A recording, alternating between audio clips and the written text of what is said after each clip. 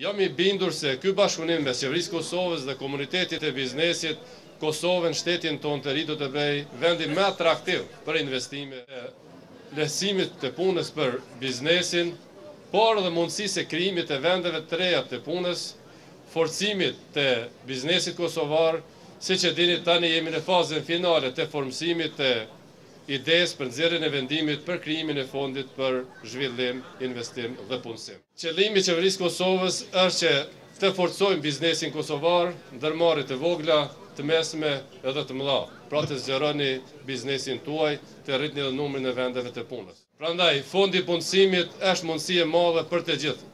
Ju kërkoj për jush, shfrytëzoni këtë mundësi. Do ta keni për krajën time të qeverisë së Kosovës.